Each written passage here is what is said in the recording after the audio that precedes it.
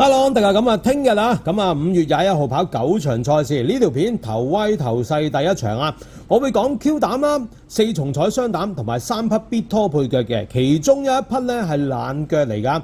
嗱，另外啦，如果大家咧未訂閱我呢個賽馬直播論嘅頻道，記住訂閱埋呢個賽馬直播論嘅頻道，記住撳咗訂閱之後撳埋個鐘仔，因為咧稍後咧會除咗咧呢個咧頭威頭勢嘅片之外咧，我可能咧會有咧足智彩分享，亦都會有咧一啲咧關於賽後咧有啲咩馬匹要留意嘅片嘅，所以咧我都會喺呢個賽馬直播論度咧同大家講嘅。好啦，另外啦，如果想收到咧呢啲咁嘅賽馬資料咧，記住加 WhatsApp 4個敲或者 hello 咧，我喺 WhatsApp 咧就會 send 俾你噶啦。記住將個電話加落個電話簿度先得㗎，你唔加個電話簿落做嗰個聯絡人咧，你係收唔到呢啲咁嘅資料㗎。另外啦，咁啊嚟緊咧禮拜六啊，亦都咧上午啊中午嗰日啦，有呢個澳洲東奔賽馬日，有潘明輝出場啦。另外亦都愛爾蘭2000堅尼夜晚嘅，記住。今期小幫手將會係5月21號嘅賽馬日，力加埋呢2日海外賽日嘅，所以大家咧喺 WhatsApp 嘅朋友咧留意，因為咧我今晚凌晨咧就會發出去招朋友噶啦，聽日咧就會開始噶啦。好啦，咁啊唔講咁多啦，講下咧第一場有啲咩馬咧要留意先。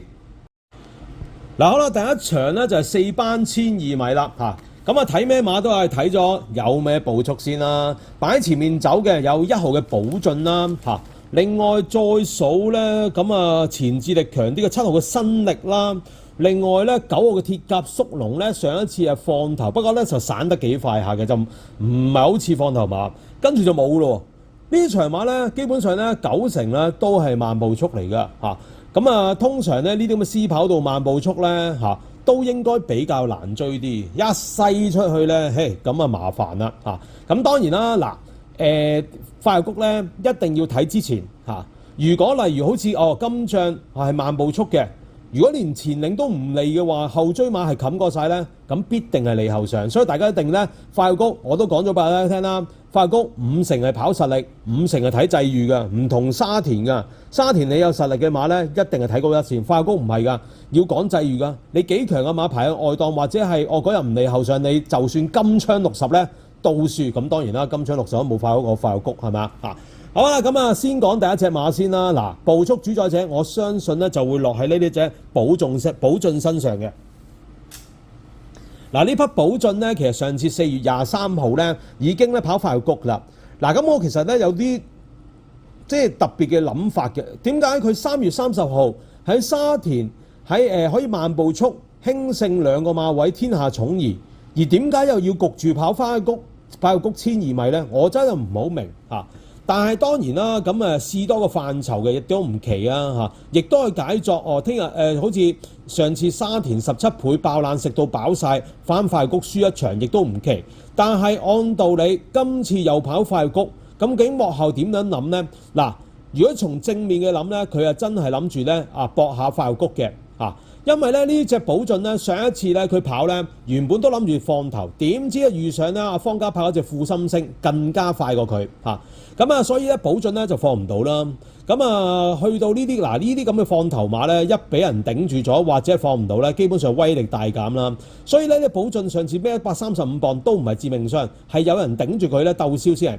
好啦，賽後啦。咁啊，梁家俊好重視呢隻馬嘅喎，咁啊連續咧摸到幾課喎。嗱，佢又單跳完啦，親自單跳啦，然後拍臘八村同埋浪漫老窩3隻彈草紮，嗱操得好辣㗎，頭段23秒6㗎，開到末段22秒1，所以呢隻寶駿咧，我相信咧佢一定係搏殺，唔會同你玩賠率嘅。咁啊，今次咧單騎領放嘅局面咧非常之着數㗎嚇。咁當然啦，我就覺得咧佢咧作4重彩雙膽咧就較為好嚇，孖寶要預佢得住。好啦 ，Q 膽啊用邊隻咧 ？Q 膽用7號呢匹新力。嗱，呢匹新力咧，大家睇個檔位啦，嗱好關鍵嘅。嗱，今次佢排個6檔，寶駿排咗7檔。大家留意咧，寶駿上次排咗第4咧，新力咧係跑第3嚇。但係咧嗰次咧新力咧係排10檔嘅，佢喺寶駿嘅後面喺外側過佢。咁當然啦，今次寶駿咧係可以好順利咁樣放啦，就唔同上次啦。不過新力咧上一次咧2.7倍開跑，佢由3.8倍打到落2.7倍開跑，嗰場咧何永年咧孭晒鑊嘅。嗱，不過咧我可以講俾大家聽咧，嗰次就唔關何永年事一定，因為點解咧？呢匹新力咧走咗不利嘅內欄。上一次咧嗰、個B 跑道咧內欄咧完全好似鬼問腳咁嘅。咁當然啦，前面有一紮馬喺前面走嚇，內欄一定有馬翻到嚟。但係好似上次嗰個快玉谷咁咧，如果佢內欄咧好似絕住咁咧，喺外面衝嘅馬一定贏佢。加上咧5月14號隔咗成個禮拜就出呢個新力咧，一定係搏殺馬嚟嘅嚇。楊明倫同佢咧都有交收啊，又贏過馬又入過位嚇。今季啊呢隻咧新力咧，其實咧佢就咧楊明倫都入過2次位嘅，分別係2月、4月啦。同埋咧，佢上一次咧，亦都係咧贏過寶駿。我覺得咧呢隻咧連贏咧三紅彩蛋咧可以用佢噶。4重彩雙膽當然啦，用新力加埋呢隻1號嘅寶駿。嗱好啦，3隻必拖配腳，嗱最後一隻咧係冷腳嚟㗎。嗱第一匹啦，當然啦要4號嘅安都。嗱呢匹安都咧黎超星馬房轉去容天鵬馬房嘅。咁啊上一次轉去容天鵬馬房咧諗住殺馬㗎啦，隔夜21倍，臨場12倍，開閘7.6倍，哇浸落飛。但係咧上一次又係佢係排過12檔都夠膽落咧，證明呢隻安都咧實力係勁嘅嚇。同埋上一次咧快步速底下啦，咁啊雖然輸俾咧天下寵兒，但末段22秒2，佢係快步速底下嘅22秒2，就唔係慢步速喎。所以呢匹安都咧好快嚇，即係佢末段好強。咁啊今次嚟講咧，阿布文咧亦都操過咧2號嘅自動自覺咧都唔跑啦，跑翻呢隻安都。其實咧安都咧嘅實力咧一定喺寶駿咧同埋新力之上，只不過係呢隻安都係後上馬嚇，就唔第一場就唔知嚟唔嚟後上之餘咧，大家都知啦，俾心理上快牛谷可以排喺後上，唔知3次先1次着數啫，所以咧俾人嘅感覺安都咧好似蝕啲咁，但係咧孖寶咧你點都要預安都一注嚇，我可以講咧質素最強咧。除咗嗰隻，即係除咗2隻馬就睇唔透啦，但係暫時嚟講咧，安都咧應該係咧全組咧個質素最高嘅馬嚟。好啦，第2匹啦，要拖嘅馬6號有色光輝，我頭先就想講呢隻馬嚇，就係咧呢隻馬咧就潛藏唔知幾多，不過上一次跑第4咧，間山咧都可以跑到第4咧，證明呢匹馬咧質素咧係上乘，而最重要咧佢今次係排過2檔啦，而且咧神貨咧周俊樂咧摸住咧拍咗貨咧老班精神跳3段咧，見到呢隻有色光輝咧收身咧比上次好嗱。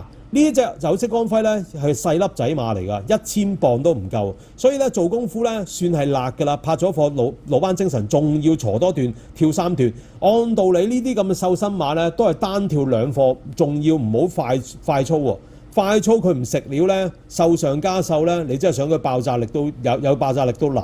所以今次咧有色光輝都係搏嘅，係覺得佢馬身價係瘦啲。不過咧呢啲3歲仔咧，佢應該未長成啫，過千磅嘅呢啲嚇，應該呢啲1030磅埋單左右啦嚇。我覺得呢匹有色光輝咧質素係有嘅。好啦，最後一匹冷腳，咁我講馬嗰時暫時18倍8號嘅星之源。嗱呢匹星之源5月8號係試咗課閘，唔係好特別嘅，中規中矩。不過咧佢連續跑2次快活谷咧，都算有聲有色嘅喎。3月12號跑過 A 跑道快活谷1200米，喺從後追上嚟塞車㗎，中間仲要跑第6，輸1個馬位，時間普普通通啦。不過咧係有走勢嘅。上一次慢步速底下輸俾金牌活力飛黃呢啲馬，擺喺中間跑，咁啊輸3個馬位，唔係好特別。不過咧見到呢匹星之源咧，佢係屬於後上馬，加上快活谷咧轉彎算係靈活。嗱今次排過10檔。咁頭先我講嗰2隻馬啦，安都係來檔後上馬，有色光輝。咁而家咧我加多隻外檔，因為咧唔知外檔好定落。如果萬一好似上個禮拜咁外碟係着數嘅，呢隻星之源咧就有機會衝上嚟。好啦，3匹必拖配腳講埋㗎啦，所以咧咁第一場希望幫到大家手嚇，咁祝大家咧就贏多啲。記住加埋我呢個賽馬直播論咧個頻道訂閱埋嘅朋友，記住撳埋個鐘仔啊！